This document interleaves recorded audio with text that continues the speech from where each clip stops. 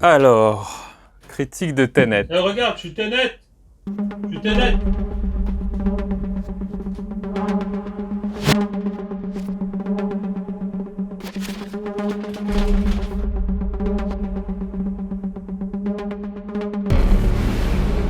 All I have for you is a word.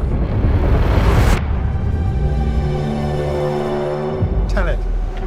It'll open the right doors, some of the wrong ones too.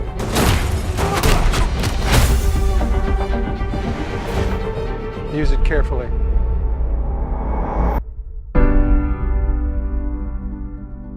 Salut les amis, c'est Cosby, bienvenue sur la chaîne Le Cosby, la chaîne YouTube, elle existe, il se passe des trucs dessus, on fait des vidéos, on a fait une vidéo il y a 3, 4, 5, 6 mois, je ne m'en rappelle plus, mais on essaye de revenir à faire des critiques de cinéma, on va parler de cinéma, on va parler de nanar. Je fais toujours des promesses sur cette chaîne YouTube que je ne tiens pas, mais on va essayer d'être régulier. Encore une fois, je le dis, je vais essayer, mais je vais essayer pour de vrai cette fois. Cette fois, c'est pour de vrai. Et on revient directement avec une critique cinéma. Moi, j'aime parler de cinéma, vous le savez. Je parle tout le temps sur Twitter de cinéma. J'adore aller au cinéma.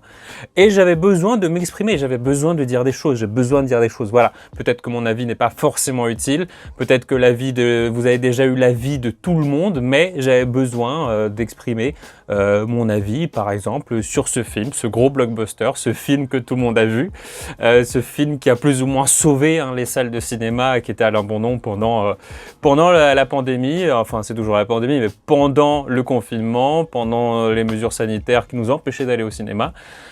Ce film a peut-être sauvé les salles. Merci Monsieur Nolan. Donc Tenet est un film de Christopher Nolan. Christopher Nolan, on le rappelle, c'est le cinéaste préféré de Twitter. Twitter qui ne jure que par Nolan. Nolan, c'est le best, c'est le meilleur. Interstellar, c'est le meilleur film du monde. Les autres films n'existent pas, c'est comme ça, c'est tout, c'est dit, voilà, c'est enregistré. Il nous dévoile ici un nouveau film grand public. Ce que j'aime avec ce type-là, c'est qu'en fait, il arrive à faire quand même des films grand public qui ne sont pas de chez Marvel, de chez Disney, qui ne sont pas des copies, qui ne sont pas des adaptations d'autres choses. Au moins, il essaye de faire quelque chose d'original. Je ne parle pas évidemment de Batman, mais il essaye de faire des choses nouvelles, des choses intelligentes, des choses complexes parfois. C'est un réalisateur quand même qui fait ses films à lui, ses films d'auteur, qu'il écrit, qu'il le réalise, donc tant mieux pour lui. Et ce qui est bien pour moi avec ce cinéaste, c'est que je connais bien sa filmographie, puisque c'est une filmographie que vous et moi connaissons bien en fait, puisque c'est des films grand public qui attirent pas mal de gens. Il a fait Le Prestige, Inception, Interstellar, la trilogie Batman, tous ces films-là que beaucoup de gens ont vus au final. Il y a des films que j'ai beaucoup aimés, des films que j'ai moins aimés, il y a des films qu'il essaye de rendre complexes parce que c'est quand même un cinéaste qui essaye de faire quelque chose où tu réfléchis un petit peu, tu utilises un peu ton cerveau, il aime beaucoup faire ça, mais parfois c'est au détriment d'autres choses en fait. Alors si je peux vous résumer un peu voilà, le pitch du film, j'ai eu beaucoup de mal avec le pitch de ce film, je ne savais pas comment résumer ce film, mais voilà, je vais prendre le pitch que j'ai vu. Pitch! Muni d'un seul mot, Tenet est décidé de se battre pour sauver le monde. Notre protagoniste, qui n'a pas de nom, sillonne l'univers crépusculaire de l'espionnage international. Sa mission le projettera dans une dimension qui dépasse le temps. Pourtant, il ne s'agit pas d'un voyage dans le temps, mais d'un renversement temporel. Alors oui, renversement temporel, c'est exactement ce qu'on a vu dans le trailer de Tenet qui passe derrière moi. C'est que les choses se passent à l'envers. Les choses sont à l'envers, il y en a qui se passent à l'endroit. Et c'est tout le concept du film en fait. Tout le film se base là-dessus. Et c'est le concept que voulait utiliser Nolan. Nolan est un grand fan du temps. Si Tarantino aime les pieds, lui ce qu'il adore c'est le temps, c'est Nolan, c'est son petit fétiche. On l'a vu dans Interstellar par exemple, il aime beaucoup ça, c'est très bien foutu dans Interstellar. Cette notion comme quoi plus on est loin de la Terre, plus on s'éloigne d'une courbe d'espace-temps et du coup 4 minutes là-bas égale à 40 ans ici. C'est quelque chose que j'ai beaucoup aimé dans Interstellar, je l'avoue. Interstellar. Mais Tenet reste quand même une histoire bien simple. C'est quelque chose de très blockbuster au final, ce qu'il fait ici avec un méchant qui tente de détruire le monde et une petite affaire amoureuse qu'il a avec une femme durant le film et des amis, un petit peu de buddy cop movie avec son pote Robert Pattinson. et ce gros concept en fait qui est l'essence même du film, cette espèce de truc que tu vas essayer de réfléchir, de comprendre et te dire qu'est-ce que c'est, j'essaye de comprendre, il faut que je voie le film au moins 3-4 fois pour comprendre, putain. Et c'est ce qui m'a perdu, tout le long du film. C'est un truc malheureusement, je n'ai pas tout compris. J'avais l'impression de courir derrière un train sans arrêt, que le train s'arrête et moi je cours. Et du coup, le train continue. Vous voyez, le train il s'arrête. Tu dis, ah, enfin, je peux la voir. Et il continue, il part. Et il s'arrête. Et je peux la voir. Et c'est sans arrêt ça. C'était net pour moi, c'était sans arrêt ce truc-là. Et c'était très difficile à suivre. Alors, je sais que beaucoup de gens vont dire, oui, mais il faut le voir 2 fois, 3 fois, 4 fois peut-être pour comprendre un peu les films de Nolan. Mais sincèrement, j'en ai pas envie. Sincèrement, c'est 2h30 de film que j'ai vu. Et je pense pas qu'un film, pour être bon, il faut qu'il soit visionné 2-3 fois afin que tu comprennes complètement les éléments clés de l'intrigue. Peut-être que c'est vraiment le cas, et si je le vois une 2e fois, je vais l'aimer. Mais le truc, c'est qu'il y a tellement de films à voir, j'oserais pas regarder un film que la première fois, je n'ai pas aimé en fait. Je me forcerais pas à me dire, il faut ajouter des éléments afin d'apprécier quelque chose que tu ne viens pas de comprendre. Et c'est pas uniquement ce que j'ai pas compris, mais c'est également tout ce qu'il a laissé de côté. Je vais évidemment vous parler de tout ça, mais je vais d'abord vous parler de tout ce que j'ai aimé. Ce qui fait Nolan dans ce film et la façon dont il utilise son concept, c'est très intelligent, la manière dont il met en scène. J'aime beaucoup la mise en scène de Nolan. Je pense qu'on est tous d'accord là-dessus. À la fois la chorégraphie des combats, la façon dont les armes sont utilisées à l'envers, tout ce qui est mécanique et mise en scène, il le fait très bien. J'aime énormément comment les armes arrivent à la main d'un personnage, comment le personnage se déplace à l'envers, les balles qui sont retirées plutôt que d'être tirées. Il y a des choses qui sont vraiment bien, vraiment plaisantes à l'œil, qui sont vraiment très fraîches en fait, puisqu'on n'a jamais vu ces choses-là dans un film. Et ça, il exploite bien, il le fait très bien. Il y a également cet aspect du grandiose, du grotesque presque, de faire tout avec des énormes plans larges, avec une énorme musique bourdonnante dans tes oreilles. Il y a cet aspect de faire les choses en grand. Et ça commence dès le début du film avec une séquence d'introduction. On arrive dans un opéra et on a cette SWAT team qui va rentrer dans l'opéra, il va poser des bombes. Et tout ça, tu sais pas vraiment pourquoi ça se passe, mais tu es un peu à fond dedans parce que l'action se déroule, l'action est puissante et tu te dis « Waouh, qu'est-ce qui va se passer? Mais qu'est-ce qui va se passer? Et pourquoi ça se passe ?» Et au final, tu n'as pas vraiment de réponse pour ça. Et quand je dis qu'il fait les choses en grand, il fait vraiment les choses en grand. C'est-à-dire qu'il y a des scènes où tu as un avion qui s'écrase contre un port-franc et il va vraiment écraser un avion. C'est-à-dire qu'il y a vraiment un avion qui s'est écrasé contre le port.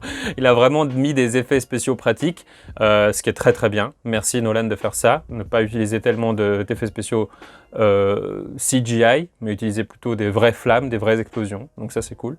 Et ça il l'a fait dans plus ou moins tous ses films, hein, que ce soit dans Inception, que ce soit dans Batman, que ce soit dans Dunkerque. Il utilise beaucoup cette large focale pour voir les choses en grand, pour pouvoir avoir énormément d'action tout le long du film, avoir des bâtiments gigantesques qui s'écrasent, des personnages qui montent d'un étage à l'autre très rapidement, des séquences de guerre, des séquences d'action pure où tu as vraiment l'impression d'être dedans.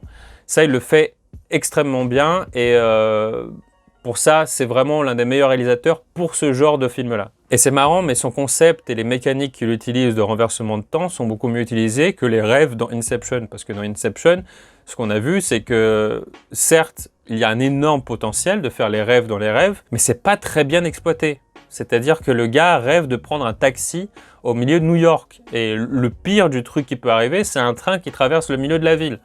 Donc bon, moi mes rêves, ils ressemblent pas tellement à ça, hein. Moi mes rêves, je suis sur une poubelle avec un sabre laser, un dragon à mes côtés et on est en train de voler. Donc bon, c'est différent. Après, quand on copie Paprika, difficile de faire mieux. Donc voilà, je vous ai parlé un peu de ce qui m'a plu.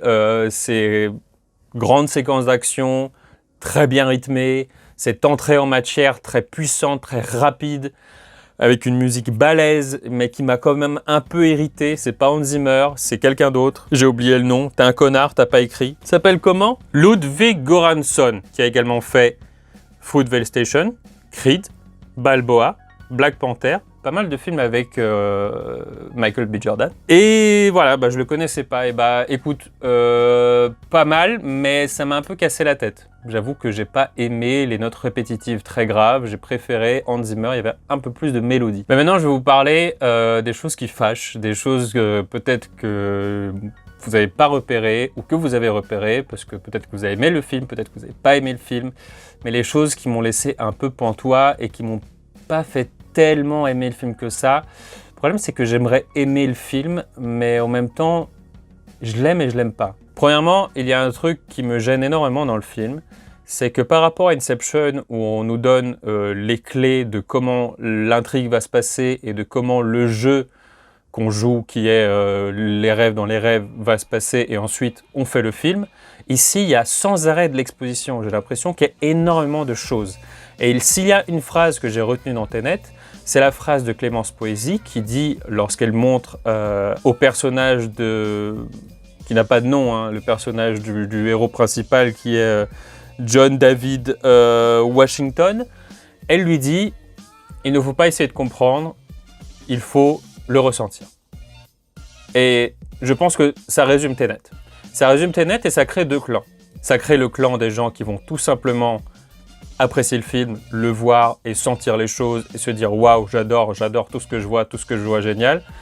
Et les autres qui vont essayer de réfléchir, essayer de penser, essayer de se dire « Qu'est-ce que c'est que ce bordel ? Pourquoi ? C'est comment ? Qu'est-ce qui se passe ?» Et le film divise beaucoup les gens pour ça en fait. Parce que moi, lorsque je vois un film tel que celui-là, j'essaye de comprendre, j'essaye d'intégrer les informations, j'essaye d'aller vers le film, qu'il vienne vers moi, mais le problème c'est que il y a trop de choses qui vont pas, et il y a trop de choses qui alimentent le négatif pour moi. Premièrement, l'exposition dure des heures, c'est-à-dire que d'abord on commence avec cette scène dans l'opéra, ensuite il va dans un paquebot au milieu de la mer pour qu'on lui dise « Tenet, il faut que tu suives Tenet », ensuite il va en Inde, il rencontre Robert Pattinson, et ils n'arrêtent pas de parler, pour dire qu'il faut prendre un tableau de Goya, qu'il faut aller dans un port franc, qu'il faut aller machin, il faut rencontrer ce mec-là. En fait, lui, c'est pas lui, c'est comme ça. Et il y a énormément d'expositions, énormément de dialogues futiles. Et non seulement ce dialogue est futile, mais qu'en plus, il est inaudible. J'ai trouvé le truc, genre, j'arrivais à rien entendre de ce qu'il disait. Heureusement qu'il y avait des sous-titres, putain. Et ça, j'ai vu en plus un article, je crois que c'est dans The Guardian, qui disait que le dialogue de Tenet était vraiment inaudible et c'est quelque chose de symptomatique à un cinéma du 21e siècle et c'est, enfin plus 21e siècle mais je veux dire post-année 2010, c'est ces films où la bande-son passe toujours par-dessus les dialogues.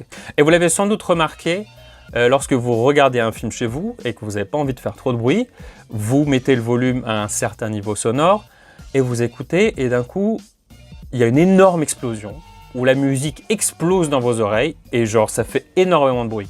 C'est quelque chose qui est aujourd'hui très courant dans le cinéma, c'est ce mixage sonore qui fait passer le son et les bruitages par-dessus les dialogues. Et ça parfois c'est vraiment énervant parce que, bon, heureusement qu'on a des sous-titres, mais sinon j'aurais rien compris parce que ce dialogue est souvent très étouffé. Et les personnages passent souvent de scène en scène et les personnages passent du coup de scène en scène à expliquer une chose après l'autre, à expliquer une étape de la mission pour arriver à une autre étape. Et malgré les bonnes scènes, à partir du milieu du film, on comprend que tout se rejoint et qu'en fait, il y a une sorte d'aimant qui tire les personnages et que l'autre est en train de les guider.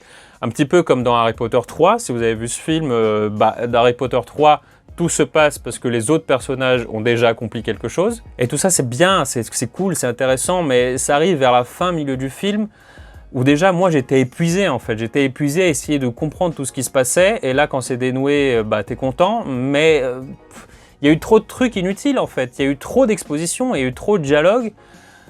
Pas audibles, pas intéressants. Et des scènes qui étaient vraiment pas utiles. Je pense énormément aux scènes avec le personnage de Kat. S'il y a un truc que Nolan, j'ai l'impression qu'il n'arrive pas à faire, ce sont écrire des personnages féminins. Et j'ai l'impression qu'il a du mal avec ça. J'ai vraiment l'impression qu'il a du mal avec ça, mais Kat ne sert qu'à passer la rage de Sator et être un petit love interest pour John David Washington. Et elle sert pas à grand chose parce qu'elle est mal écrite et c'est malheureux parce que ça a l'air d'être une actrice formidable, elle a fait très bien son rôle, Mais son petit love interest avec John David Washington, il est très mal écrit. Il est toujours à feu doux. Il sert un peu à rien. Il est là parce qu'il est là et du coup le personnage a une raison d'accomplir ses actions et pas d'abandonner. Mais c'est vraiment mal foutu quoi. Et ça c'est pas juste pour le personnage de Kat, mais c'est également pour les autres personnages, à part celui de Robert Pattinson que j'ai énormément aimé. Mais les autres personnages, ils ont très peu de profondeur en fait. Ils ont très peu de profondeur et moi je me dis que si le personnage principal mourait, ça me ferait ni chaud ni froid. Tellement je n'ai pas eu d'attachement à lui, tellement on n'a pas posé le personnage, on n'a pas pu le voir faire autre chose que courir après un truc et ensuite un autre, et écouter du dialogue et rencontrer d'autres personnages. Du coup, je l'ai trouvé un peu mal écrit. Mais j'ai l'impression que Nolan voulait quand même nous montrer des trucs avec ces personnages, les mettre dans des situations émouvantes. Mais ces situations, tu te dis, mais pourquoi les faire là? Par exemple, la scène du catamaran, où ils sont en train de faire une course de catamaran, ils sont encore en train de dialoguer pour t'expliquer qu'est-ce qu'ils vont faire ensuite et comment ils vont le faire.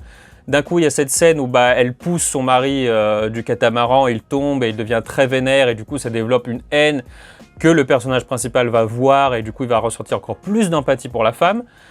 Mais cette scène, pourquoi la faire sur un catamaran? Pourquoi ne pas poser les bases en fait? Pourquoi ne pas s'asseoir et discuter? Pourquoi est-ce que le dialogue doit être fait sans arrêt à travers des gros déplacements d'un endroit à un autre, dans d'autres séquences d'action?